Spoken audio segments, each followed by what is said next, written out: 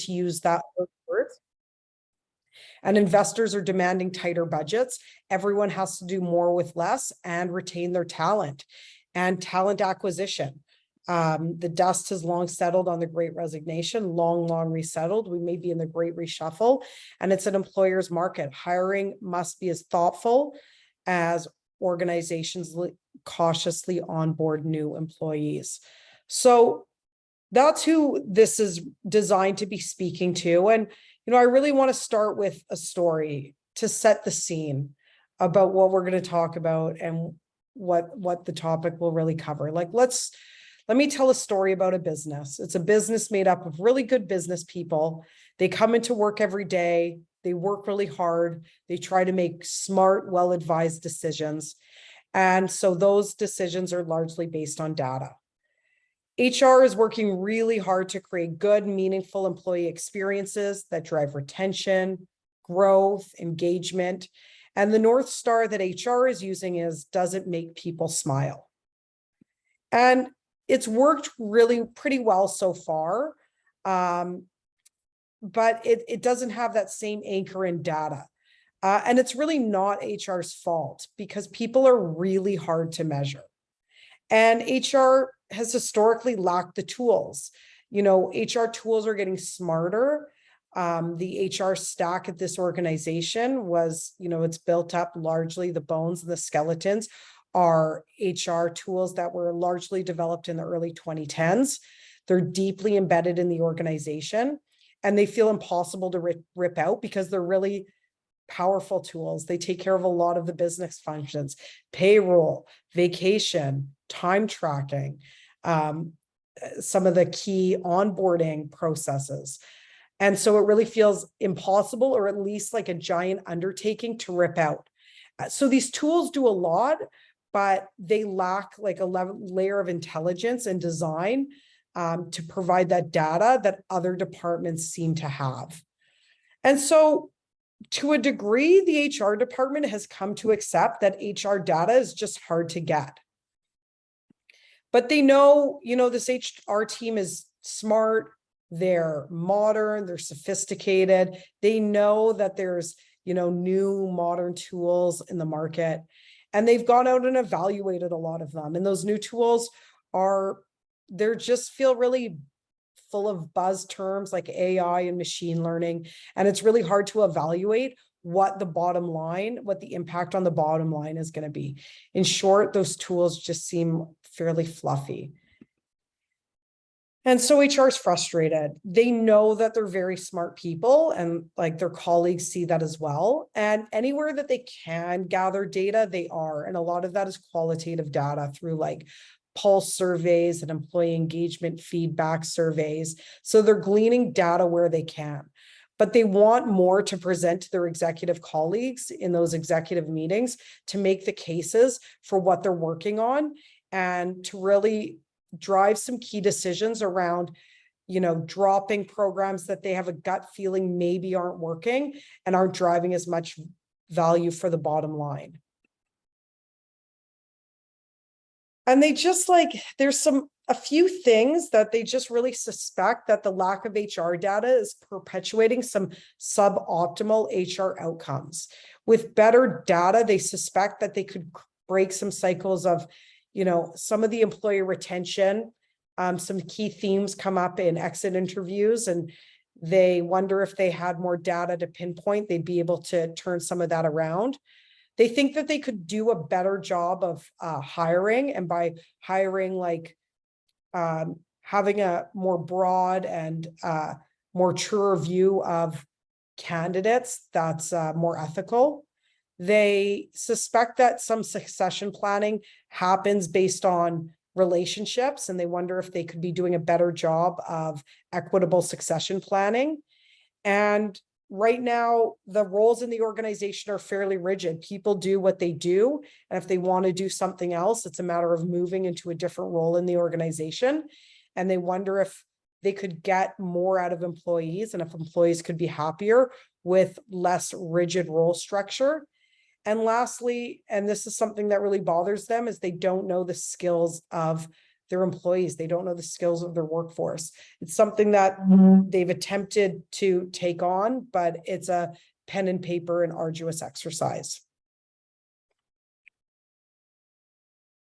So this is the fundamental shift that they believe that data could help them make.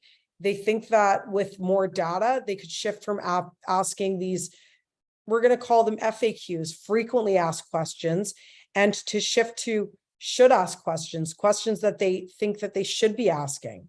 So right now they ask a lot of like, why is this employee leaving and how do I get them to stay? And they wonder if they should be asking, how can I help develop their skills so they want to work here? How can I help align this employee's, career aspirations and career development align with my organization's development and create better alignment there and longer alignment there? Another question that when it comes to hiring and talent mobility and planning, right now they ask a lot of like, what it was this person doing in this role? Let's find someone to do that again. And they wonder if they had better data, they could ask, how are the skills for this role changing?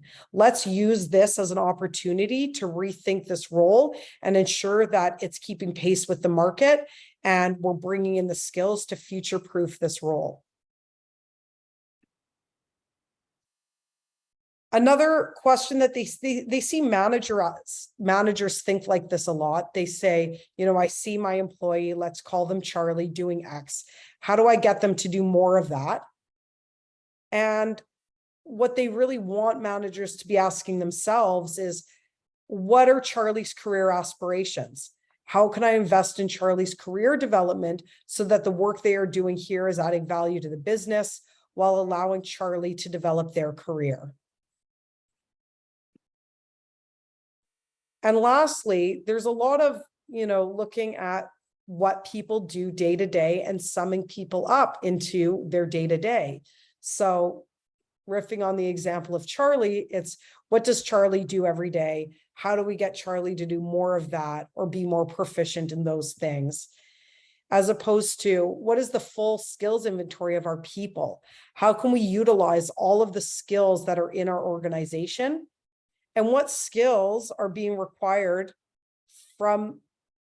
what skills are being required in our industry and for our people, and how can we foster those skills so we have them in-house?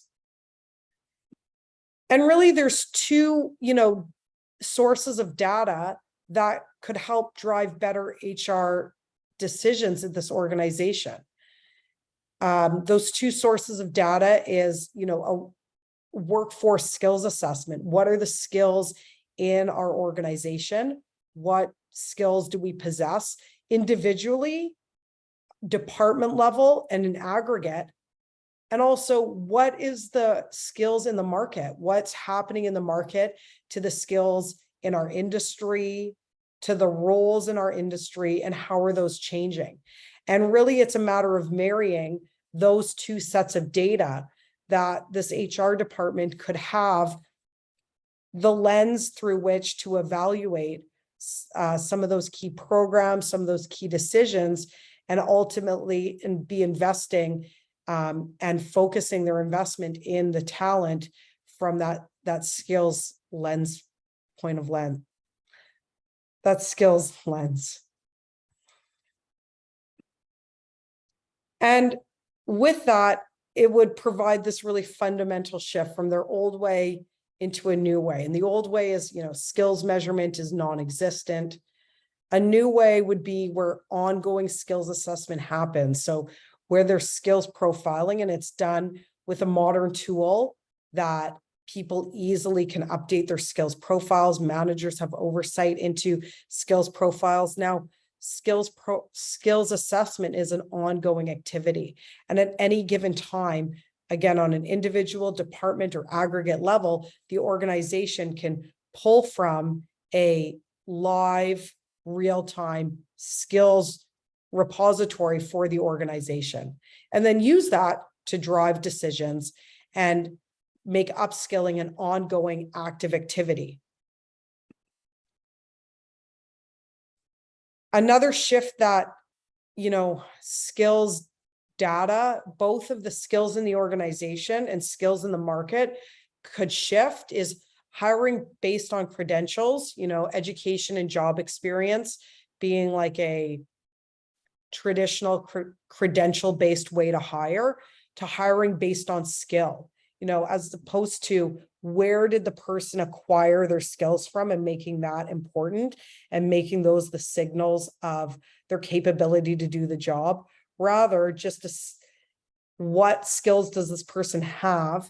Are they capable of doing the job? And those skills could be acquired from anywhere. That's allows the organization to tap into a broader talent pool. It's a more creative and ethical way to assess candidates. And by having a broader view, a skills-based view, rather than like a roles-based view of the organization, it could also shift from this old way of like, okay, here are the roles in our company. Here's the roles that exist. How do we move somebody from this role to that role and that role to that role? And more of a skills lens, knowing the skills in the organization. Development doesn't necessarily need to mean a promotion. It doesn't need to mean moving somebody from this seat to that seat. It could be developing the skills that somebody has to do more of their role, to do stretch assignments, to take on short-term secondments, all through the lens of skills development. And, not all employees these days, not all people necessarily care about the title that they hold.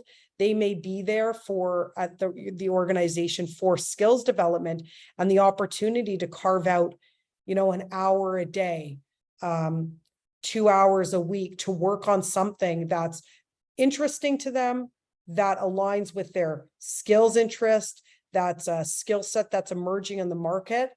That might be a compelling, just as or more of a compelling reason to drive employee engagement than a traditional like move from this role to that role. So what happens in an organization? What happens to that organization? Let's go back to our story of where we started. What happens to that organization when they shift from, does it make people smile? And that's our North Star, to implementing a skills lens and accessing data to drive those decisions. Well, now they have a firm framework for decision-making.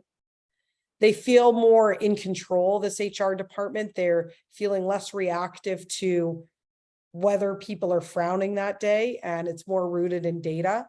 So their average day, they feel more confident in their decision-making. And, the long-term, so what? The long-term outcome to this is, being considered a top workplace, because it's a place that's constantly investing back in people's skills development to drive this whole, skills cycle and this whole skills loop. I just want to take like a minute before I open it up to questions or to discussion, to take a look at what this really could actually look like.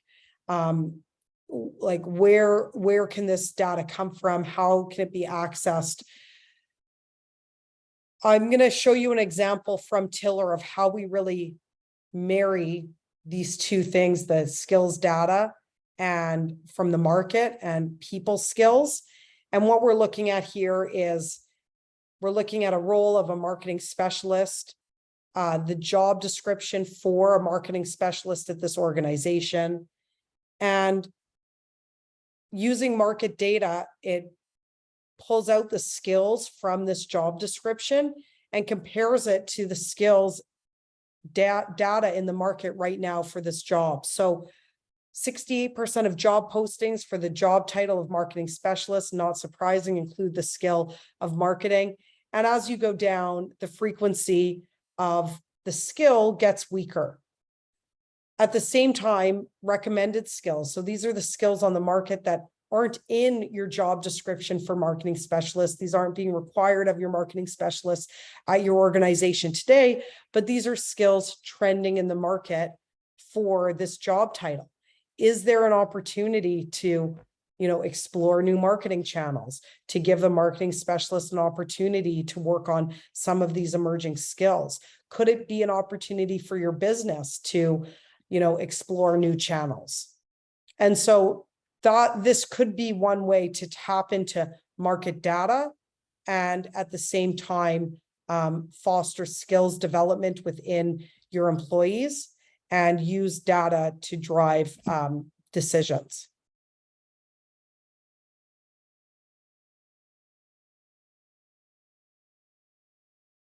So thank you. That's everything that I prepared to share with you today. I can see that the chat is pretty quiet, and that's okay.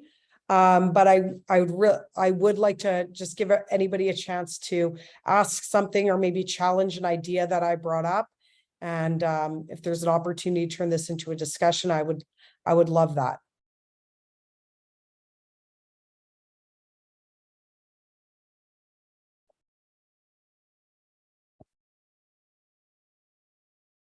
Okay, well, thank you so much for your time. Thank you for attending. I really appreciate the opportunity to speak to you today.